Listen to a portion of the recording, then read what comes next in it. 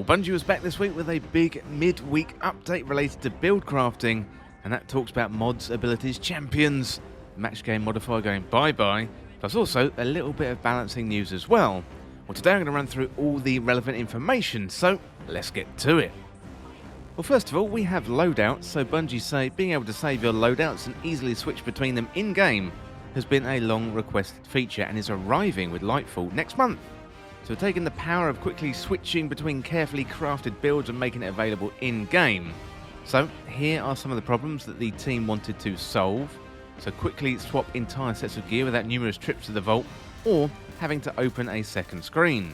Decrease time in between play sessions caused by needing to rebuild a loadout. And create ways to label loadouts for quick identification. Well, here you can see a Warlock with 3 loadouts created for the 6 slots that they've unlocked. You'll be able to unlock all 10 slots by progressing through the new Guardian rank system.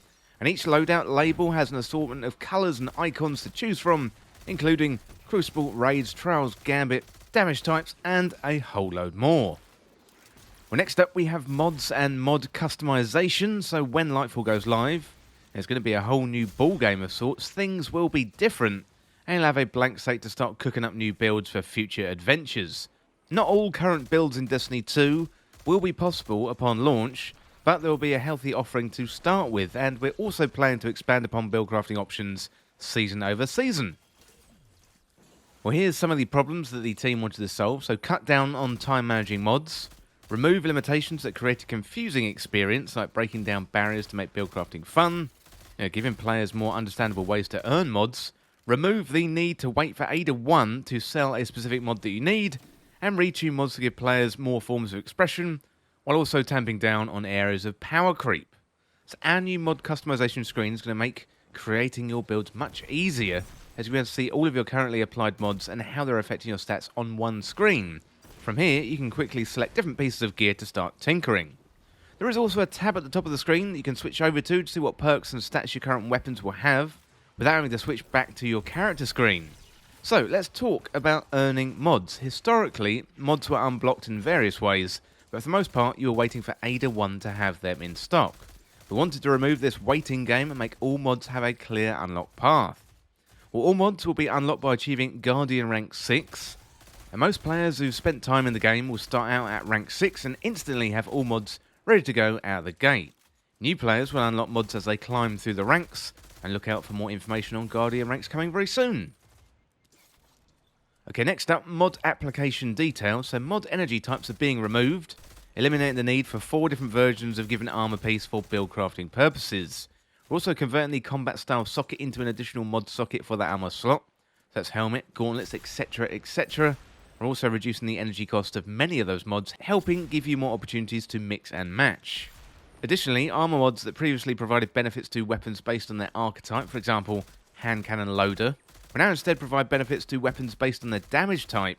This levels the playing field for all weapon archetypes and should make it easier to put together a powerful suite of mods to benefit multiple weapons in your loadout sharing a damage type. But that is not all. Artifact mods are also being translated into unlockable perks. They're no longer going to need to be socketed, but rather unlocked for the duration of the season, once earned, and are passively applied to your loadout. So, what does all this mean exactly? Well, let's say the anti-barrier weapon of the season is pulse rifles. This change means you no longer need to equip a mod for this, taking up precious space and energy.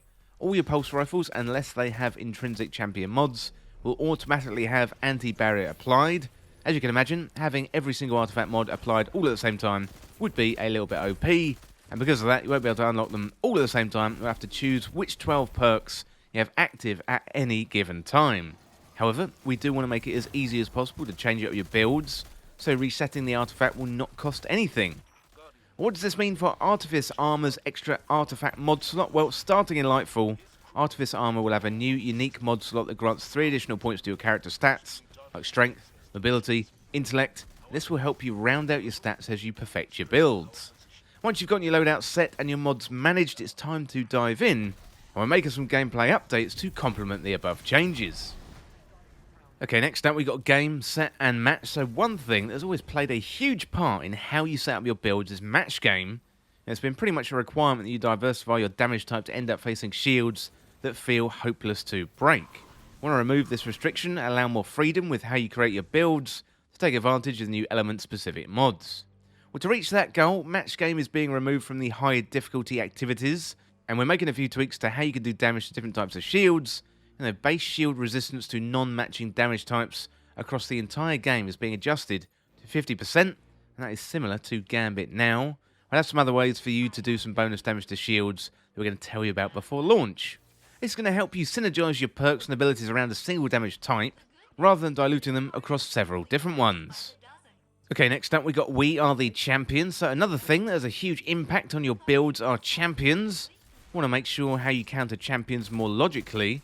That should also make it easier to learn how to deal with them in the first place. So while you will still have a selection of anti-champion artifact perks available to you based on your current weapon selection, also adding some anti-champion options to your subclasses to complement your weapons. So barrier champions, that's Solar, Void and Strand counter. So when using volatile rounds for your weapons, it will also pierce the barrier and stun the champion. Now when a player is radiant, their attacks pierce champion shields and stun them. Strand will also have a method of piercing barriers. Okay, next up, Overload champions are Arc, Stasis and Void counter. Damaging an Overload champion by triggering the Jolted condition stuns the champion. Likewise, suppressing the champion stuns them, as does slowing them with Stasis. Finally, Unstoppable champions, so Arc, Solar, Stasis and Strand. So blinding an Unstoppable champion instantly stuns them. Encasing them in Stasis and then shattering or triggering a Solar ignition on them likewise stuns them. And Strand will also include an Unstoppable champion counter. Okay, next up we've got Armor Charge mods. So with the combat mod socket going away, many mods that once belonged to the Charge with Light and Elemental Well subfamily of mods now fall under a revamped system known as Armor Charge and move to armor slot specific sockets. The Armor Charge mechanic functions as follows. So socketing an armor mod that uses the Armor Charge system gives you access to the system. The functionality of taking charge, that's picking up an orb of power to gain one stack of the charge, is now granted to you whenever you have any Armor Charge mod equipped. Many mods that previously created elemental wells or gave you stacks of charge with light have been converted to instead create an orb of power. We can now hold between 0 and 3 stacks of Armor Charge by default, and that appears as a buff in the status effect area. By socketing chest armor mods that's charged up, you can increase your maximum number of Armor Charge stacks as high as 6. And some mods provide a passive ongoing benefit while you have stacks of Armor Charge. And when you got one of these armor mods equipped, every 10 seconds a stack of Armor Charge falls off, if not consumed by something else. Players can extend this decay time by socketing the Extended Charge mod in the class item socket. For example, Font of Wisdom in the head socket will provide a bonus gain to Intellect while you've got any Armor Charge active. Some mods consume 1, 2, 3 or all stacks of Armor Charge on a particular trigger, granting you instantaneous benefits when they do, and a few other mods, so Stacks on Stacks in the leg socket, Powerful Friends and Radiant Light in the head socket, Time Dilation in the class item socket, etc. They can all modify the Armor Charge system for you without providing you with a specific benefit while you have Armor Charge. And finishers are now going to consume Armor Charges and they do not dip into your super energy. Well, next up we've got Elemental Wells Evolve. So while many of the mods that previously created or benefited from Elemental Wells are being changed to instead focus on Orbs of Power, some aspects of Elemental Wells aren't going away entirely. Instead of creating Elemental Wells, each subclass will now create damage type specific spawned objects. For example, Ionic Traces for Arc, Fire Sprite for Solar, Void Breaches for Void, Stasis Shards are going to continue being used for Stasis, and Strand will also have an object they're going to share more details in the future. The ability to spawn these objects will not come from armor mods but from your subclass instead. For example, while the Ember of Tempering Fragment is active for Solar Hunters, it's now going to create a Fire Sprite when you defeat an enemy with a solar weapon. Picking up any of these objects will grant ability energy or have other effects depending on your subclass build. For example, if you're running a Solar subclass and you have the new Ember of Mercy fragment equipped, picking up a Fire Sprite will grant you the Restoration effect, and numbers of these types of interaction will be limited at launch, but we intend to add to this system moving forward. Okay, next we have Balancing Act. So while the main goals here were to streamline the buildcrafting experience, we also had to do some tuning while we were under the hood to address some of the power spikes certain build combinations created.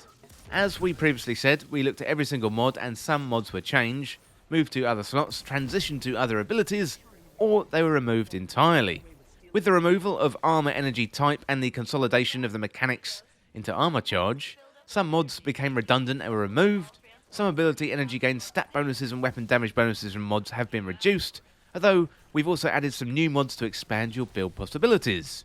Not all previous builds are going to be able to be recreated one-to-one, but the system has been changed enough to open up a lot of new possibilities with new mods and ability combinations. An example of mods that aren't coming along for the ride are Warmind cells. So these are a relic of a different time and had already been nerfed into the past. They had a good run, but these mods will be deprecated and no longer available starting in Season 20 to make way for new options to consider when crafting your preferred combat style.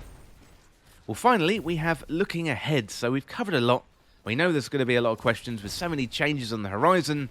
We are going to have more to say on this alongside a plethora of other exciting changes coming alongside Lightfall's release next month. Now, with a system like this, the best way to fully understand it is to get your hands on it and start tinkering. As with everything evolved with supporting Destiny 2, this evolution is not an endpoint. We have plans to continue tuning and improving the system, and we'll be adding new build crafting elements to fill power gaps we didn't have a chance to get to with this release. We are really excited to see what you build with this new toolbox, and looking forward to seeing all the new builds when this is all shared out. Well, that is quite a lot of new information there, but let me know down in the comments what you think about the build crafting improvements. I, for one, am really excited. Definitely needed to consolidate the charge with light and the elemental well. System, and I'm really looking forward to create loads of new builds for you when Lightfall comes around in only a few weeks' time. Well, that is it for now for looking at build crafting in Lightfall, and as always, thank you so much for watching or listening. For more Destiny 2 content like this, hit that subscribe button down below and subscribe to This Week in Video Games. Or you can check me out on Twitter at TWIVG Podcast. If you enjoyed this video, found it useful, liking and sharing the video would really help me out. Otherwise, check out the videos on the channel. Thanks again. I'll see you soon.